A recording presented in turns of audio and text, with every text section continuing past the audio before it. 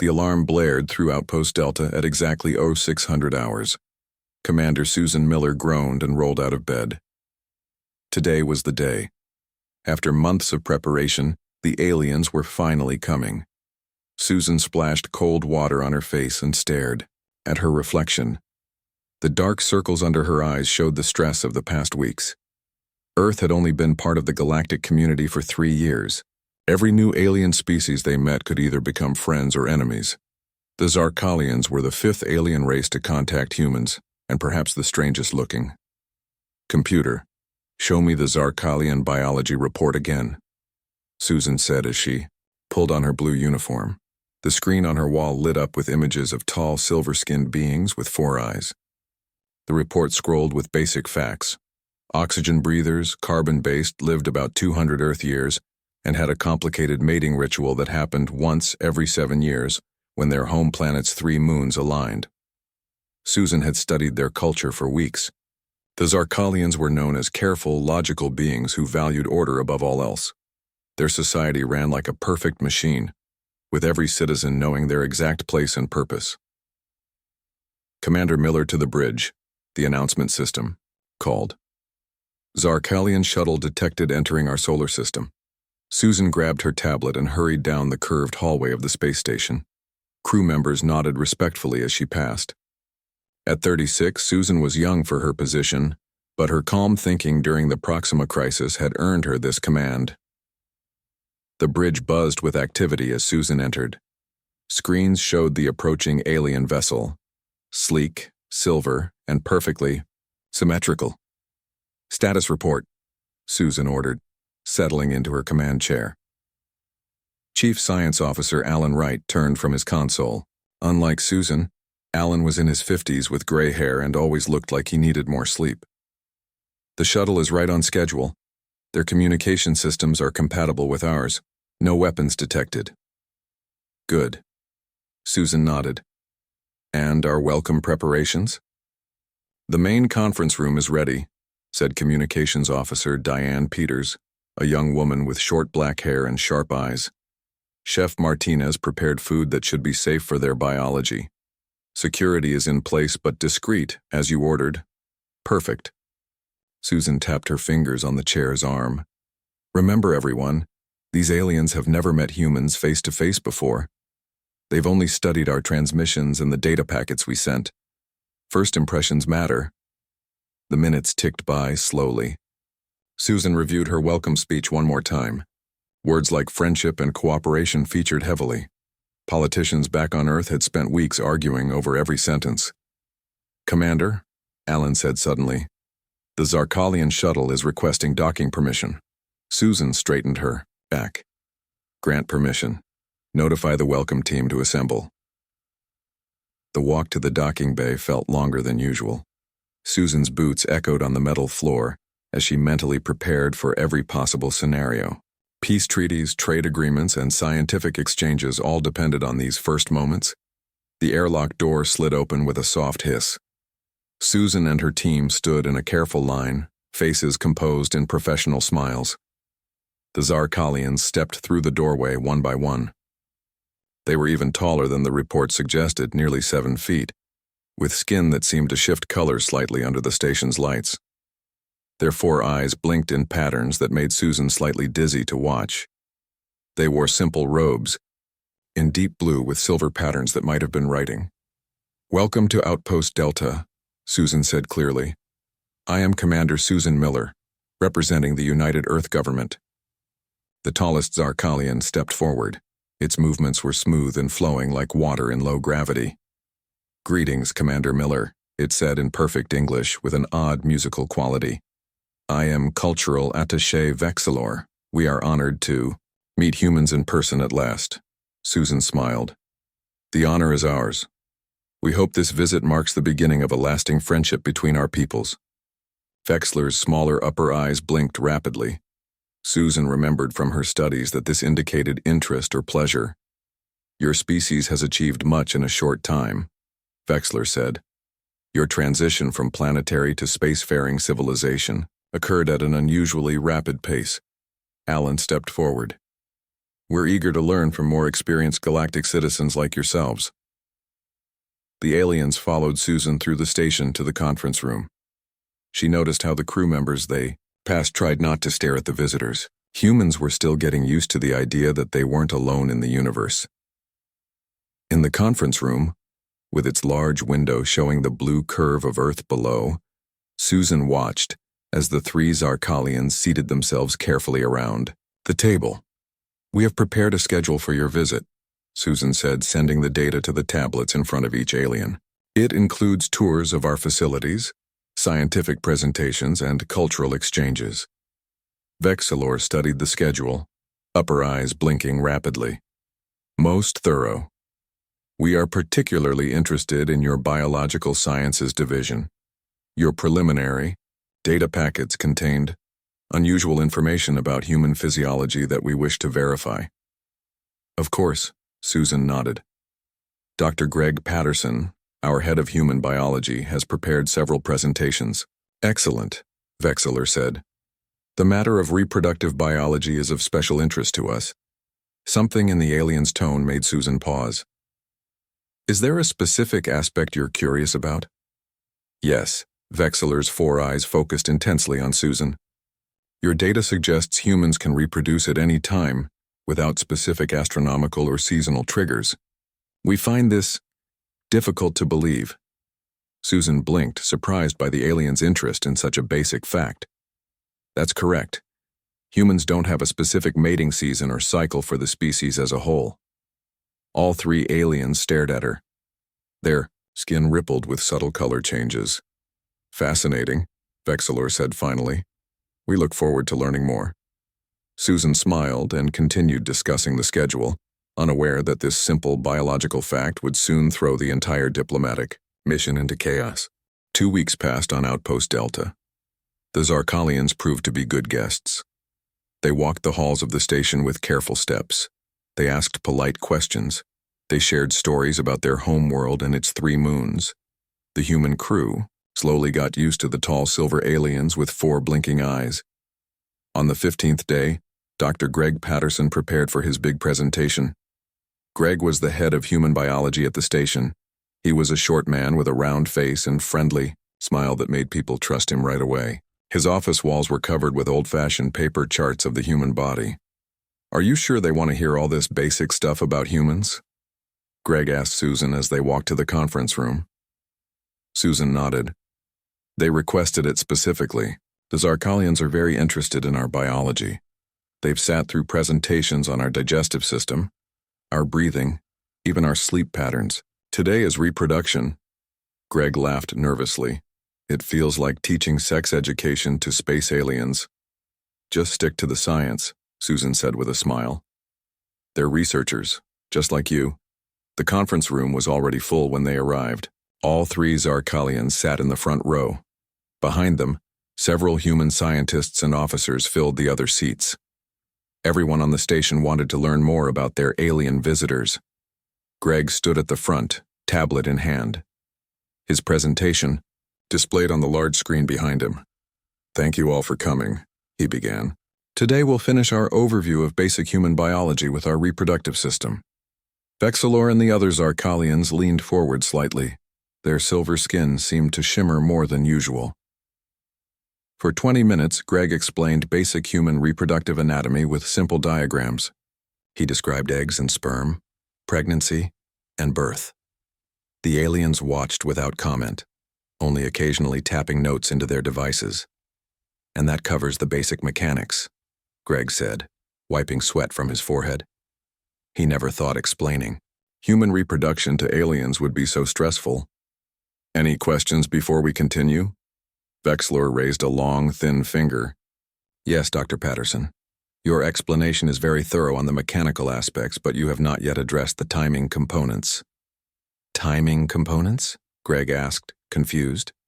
"Yes," Vexilor said. All 4 of the aliens' eyes focused directly on Greg. "When do humans enter reproductive readiness? What triggers your mating cycle?" Greg looked at Susan, who sat in the back row. She gave a small shrug. "Well," Greg said slowly, Humans don't really have a specific mating cycle like many Earth animals, or I guess like your species might have. The Zarkalians exchanged quick glances. Please clarify, Vexilor said. The alien's voice sounded different now, tighter, higher. Are you saying humans reproduce according to individual choice rather than biological imperative? Greg nodded. That's right. Human females release eggs approximately monthly and males produce sperm continuously after puberty, but the act of reproduction itself isn't tied to any seasonal or astronomical cycle. Humans can choose to mate at any time. The room fell completely silent. The three aliens sat perfectly still, staring at Greg. Then their silver skin began to change color. Patches of purple, blue, and green spread across their faces and hands like moving bruises. This cannot be correct, said the second alien, speaking for the first time. Its voice quivered. All sentient species have evolved regulatory systems for reproduction. I assure you, Greg said, now feeling very uncomfortable, humans can mate any day of the year, any time of day. We're not bound by seasons or cycles for when we can reproduce. The third alien stood up suddenly. Its skin had turned almost completely dark purple. It said something in the Zarkalian language, a series of musical chirps and clicks that sounded urgent. The other two aliens responded, their voices rising. Their hand movements became sharp and jerky, nothing like their usual smooth motions. Susan walked quickly to the front of the room. Is everything okay? She asked Vexler. The alien cultural attaché turned to her. All four eyes were wide open, the pupils tiny dots. You can mate any time? Vexler asked. The alien's voice trembled. Without biological imperative? Without seasonal trigger? Without the alignment of celestial bodies? Well, yes, Susan replied carefully. She hadn't expected this reaction. Is that so strange? Strange? Vexilor's voice rose even higher. Commander Miller, in our survey of 47 sentient species across this galaxy, every single one has evolved with strict biological controls on reproduction. Every single one. The third Zarkalian was now pacing in small circles, its skin flashing between colors so quickly that several humans in the audience looked away, feeling dizzy. Our species, Vexler continued, can only mate during the 7-day alignment, when our 3 moons form a perfect triangle in the sky. This happens once every 7 years. During this time, our bodies change. Hormones activate. Only then is reproduction both possible and necessary. Greg cleared his throat. That's fascinating. Many Earth animals have similar estrus cycles or mating seasons, but humans and some other mammals evolve differently. But how do you control population growth? The second alien asked, its voice rising to match Vexilor's. How do you maintain resource balance? How do you focus on anything else? Susan realized with sudden clarity that the aliens weren't just surprised, they were disturbed. Maybe even frightened. Perhaps we should take a break, she suggested calmly. This seems to be a significant cultural difference worthy of careful discussion. Vexilor stood abruptly. Yes. We need to process this information. This is unexpected. The 3 aliens moved quickly toward the door, their normally graceful movements now stiff and jerky. As they left, Susan heard them speaking rapidly in their own language. The musical sounds now had a harsh, almost frantic quality. Susan looked at Greg, who stood awkwardly at the front of the room. What just happened? He asked. I think, Susan said slowly, we just broke the aliens. The next morning, Susan called an emergency meeting with her senior staff. They gathered in her office, faces serious. The Zarkalians have locked themselves in their quarters, Susan said, pacing back and forth. They've refused all meals. They won't answer communication requests. This is a diplomatic disaster. Alan Wright rubbed his tired eyes. All because humans don't have a mating season? I don't understand. Dr. Lisa Brown raised her hand.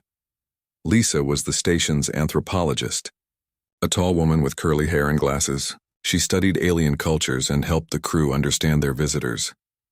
I think I can explain, Lisa said. For the Zarkalians, reproduction is totally separate from daily life. It happens only during their 7-day alignment, once every 7 years. They build their entire society around this rhythm. Greg nodded slowly. So the idea that humans can mate any time? It's like telling them the sun might rise at any random moment, Lisa finished. It breaks all their rules about how life should work. Security Chief Frank Nelson frowned. His broad shoulders filled his uniform, and a scar ran across his left cheek from an old accident. Are they dangerous? Should we be worried? Lisa shook her head. I don't think so. They're not violent. They're just processing. Imagine learning that an alien species could breathe both air and water, or live without sleep. It would shake your understanding of biology. We need to fix this, Susan said firmly. Any ideas? Communications Officer, Diane Peters looked up from her tablet. Commander, I'm getting a signal. The Zarkalians are requesting access to our scientific database. They want all human reproductive research, population statistics, and dating customs. Susan raised her eyebrows. Dating customs? Yes, Diane said, looking puzzled. Also marriage practices, birth control methods, and something called romantic literature samples. The room fell silent as everyone exchanged looks. Grant them access to appropriate materials, Susan decided. But monitor what they're looking. Hartuan, we need to understand what they're trying to learn. For the next 24 hours, the Zarkalians remained in their quarters. Reports showed they were downloading massive amounts of human biological and sociological data. They studied Earth's population growth charts. They watched documentaries about human relationships. They read everything from medical textbooks to romance novels. They haven't slept, Diane reported the next day. Not a single minute in 26 hours, Susan frowned. That can't be healthy for them. Commander, Alan said suddenly, looking at his screen. They're coming out. The Zarkalians just unlocked their quarters. Susan straightened her uniform. Let's go meet them. When the 3 aliens entered the conference room, Susan was shocked by their appearance. Their normally shiny silver skin had dulled to a flat gray. The edges of their robes were wrinkled. Their 4 eyes looked sunken and moved in jerky patterns. Cultural Attaché Vexler, Susan said cautiously. We've been concerned about your well-being. Vexler sat down slowly, movements stiff. Commander Miller, we must discuss a matter of grave importance regarding your species. Of course, Susan said, sitting across from them. Lisa, Greg, and Alan took seats nearby. Vexler placed thin gray hands flat on the table. After extensive research, we have confirmed that humans exist in a state of continuous reproductive availability. This is troubling. I understand this differs from your biology, Susan said carefully. But different evolutionary paths lead to different adaptations. You do not understand, the second alien said. Its voice sounded hoarse. Our species, like all others we have encountered, evolved with strict reproductive controls to ensure population balance and resource management. Vexler nodded. During our 7-day alignment, all other activities cease. Society pauses. All citizens of reproductive age participate in carefully organized ceremonies. Afterwards, life returns to normal for 7 more years. That's fascinating, Lisa said sincerely. Your entire culture has evolved around this biological rhythm. Yes, Vexler said. But humans. The alien's skin briefly flashed purple. Humans can reproduce anytime they wish.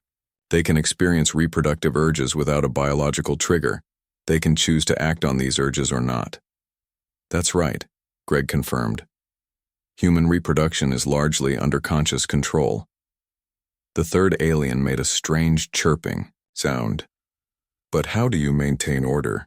How do you prevent overpopulation? How do you focus on work and advancement when reproduction is always possible? Susan smiled gently. We've developed social structures, cultural norms, and technologies to manage our reproductive capacity. Having the biological ability doesn't mean we're constantly focused on it. Vexler's 4 eyes blinked rapidly.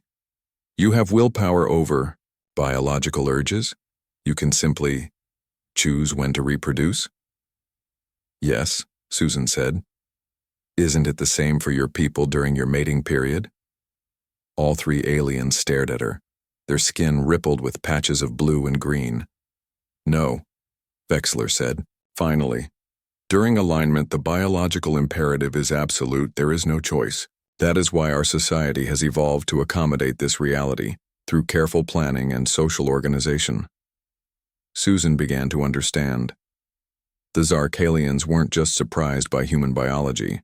They were shocked by human free will over basic, biological functions. What other biological imperatives can humans ignore? The second alien asked, leaning forward. Can you choose not to eat? Not to sleep? Greg shook his head. Not entirely. We still have basic needs, but we've evolved high levels of cortical control over many functions. We can delay gratification, we can override instincts. This explains much about your civilization, Vexler said slowly. Your art, your conflicts, your rapid technological development. The alien skin began to show patches of its normal silver color again. Your species exists in a state of continuous choice, Vexler continued, where ours exists in a state of periodic necessity. This is why you build such complex social structures. This is why your emotional range seems so extreme to us. Susan nodded, relieved that the aliens seemed to be calming down. Different evolutionary paths, as I said. We must report this to our homeworld, Vexler said, standing suddenly. Our scientists, our philosophers, they must know about humans. You represent an entirely new model of sentient development. As the aliens hurried out, Susan exchanged looks with her team.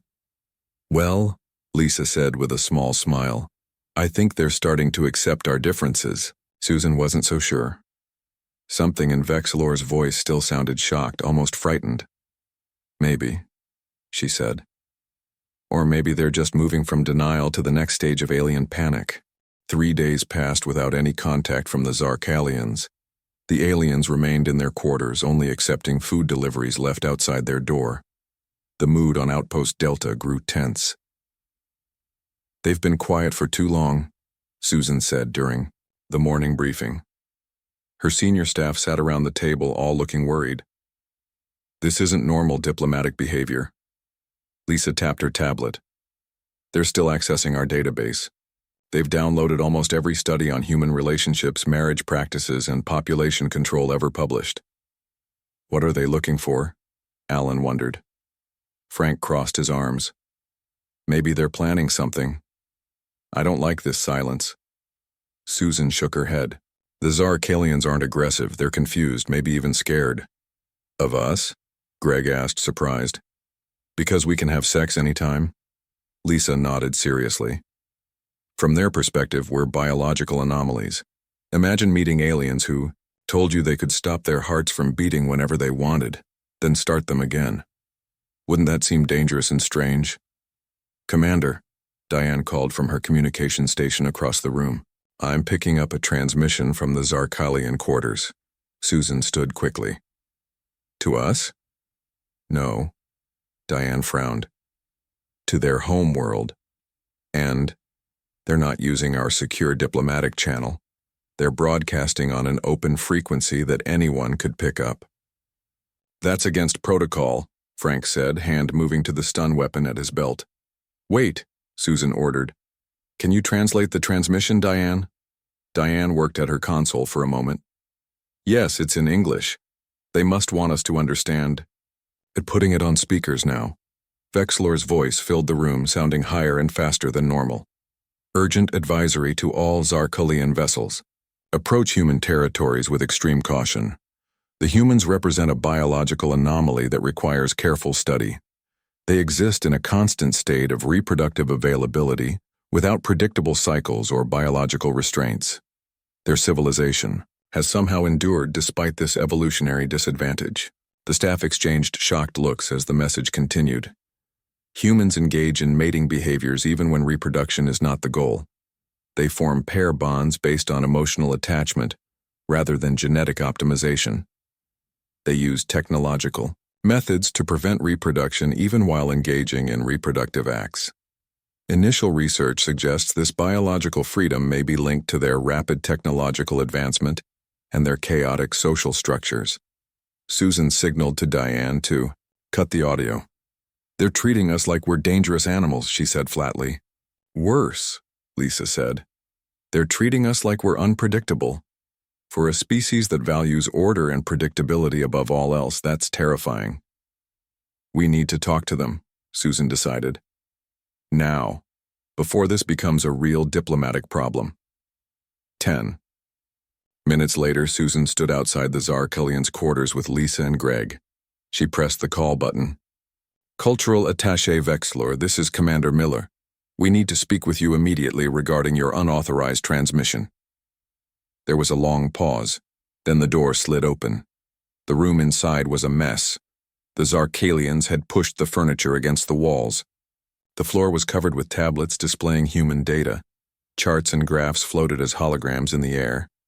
The three aliens stood in the middle of this chaos, their skin a patchwork of gray and purple.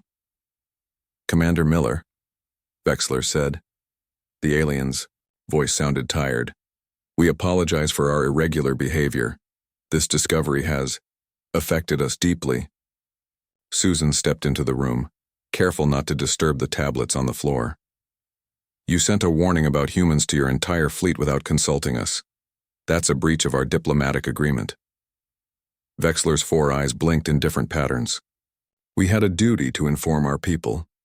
Your biology represents a fundamental shift in our understanding of sentient life." "You made us sound dangerous," Susan said firmly. "Are you not?" the second alien asked. It pointed to a hologram showing Earth's population growth over the past 1,000 years. "Your numbers have exploded. Your resource consumption is extreme. All because you lack the natural controls that other species evolved with." Lisa stepped forward. "But we've developed other controls. Cultural norms, social structures, technologies, artificial limitations," the third alien said dismissively. "Not biological truth." Susan took a deep breath. She needed to fix this misunderstanding before it damaged relations between humans and Zarkalians forever. "Your biology adapted to your world with 3 moons and a predictable alignment every 7 years," she said. "Our biology adapted to Earth's conditions. Different paths, but both successful." Vexler moved closer. "But don't you see the implications? Your continuous reproductive capability means your species evolved with something ours did not." "What's that?" Greg asked. "Choice," Vexler said simply. "Conscious control over biological urges. During our alignment, we have no choice. The biological imperative cannot be denied. But humans choose when to mate, when to reproduce, even whether to reproduce at all." Susan nodded slowly. "Yes, we call it free will." "Free will," Vexelor repeated, as if tasting the words. "This concept exists in many species to varying degrees, but humans apply it even to basic biological functions. It is both impressive and frightening." The second alien stepped forward. "Our scientists have reviewed your data. Your population control methods often fail. Your free will leads to conflict and chaos.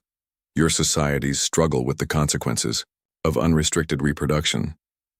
"We're not perfect," Susan admitted, "but we're learning and improving. Our freedom to choose gives us flexibility your species might not have." Vexler's skin slowly shifted back toward its normal silver color. "Perhaps. This requires more study. We have submitted our initial findings to our Science Council. They have ordered us to continue our research with your permission." Susan felt relieved. At least the aliens weren't leaving in panic. "Of course," she said. "But in the future, please consult with us before sending reports about humans, and use the secure channels." As they left the Zarkalians to clean up their room, Lisa whispered to Susan, "I think we're making progress." Susan wasn't so sure. As the door closed, she heard Vexelor say to the others, "Begin preparations for the human biological control experiments." She stopped cold. What exactly were the Zarkalians planning to do next? 1 week later, Susan sat in the observation lounge. Through the large window, she could see Earth floating like a blue marble in the blackness of space. The door opened, and Vexilor walked in alone. "Commander Miller," the alien said. "May I join you?" Susan nodded. "Please do." Vexilor sat across from her. The alien looked better now. Its skin had returned to normal silver color. Its 4 eyes blinked in a calm pattern. "Our research is complete," Vexilor said. "We are preparing to return to our homeworld tomorrow." "Already?" Susan tried to hide her worry. Had they decided? Humans were too strange to deal with. "Yes, our Science Council needs our full report." Vexilor turned to look at Earth. "It is beautiful, your world. Our planet has much more land and less water. And 3 moons, of course." "I hope to see it someday," Susan said. Vexilor was quiet for a moment. Then the alien spoke softly. "I must apologize for our reaction to your biology. It was unprofessional." "No need to apologize," Susan said. "Different species, different ways of life." "Indeed." Vexilor's upper eyes blinked rapidly. "We have learned much from you, Commander. More than we expected." "What do you mean?" "Your reproductive freedom, what seemed like chaos to us at first, may be your greatest strength," Vexilor said. "Without biological cycles controlling when you can mate, you had to develop something else." "Self-control," Susan suggested. "Yes, and more. Complex social systems, emotional bonds, moral codes." Vexilor leaned forward. "On our world, we need none of these for reproduction. When the moons align, we mate with partners chosen for genetic compatibility. There is no choice, no romance, no love." Susan was surprised by the alien's understanding. "So you see now that we're not just chaotic? We see that you evolved differently, not wrongly," Vexilor said. "Your art, music, literature, so much of it centers around the freedom to choose who to bond with. This choice has shaped your entire civilization." Susan smiled. "I never thought about it that way." "We will be sending more researchers to study humans," Vexilor said. "With your permission, of course. You represent a new model of sentient development." "You're welcome any time," Susan said, "as long as you don't panic about our biology again." Vexilor's skin rippled in the alien version of laughter. "I promise we will prepare them better." As they watched Earth turn slowly below them, Susan thought about how strange first contact could be. Different species evolved different ways to survive. Understanding those differences was the first step toward real friendship between worlds. "Commander," Vexilor said suddenly, "may I ask one last personal question?" "Of course. With your freedom to choose any mate at any time, how do you ever make a decision?" Susan laughed. "That cultural attaché Vexilor is the great human mystery that we're still trying to figure out ourselves." The end.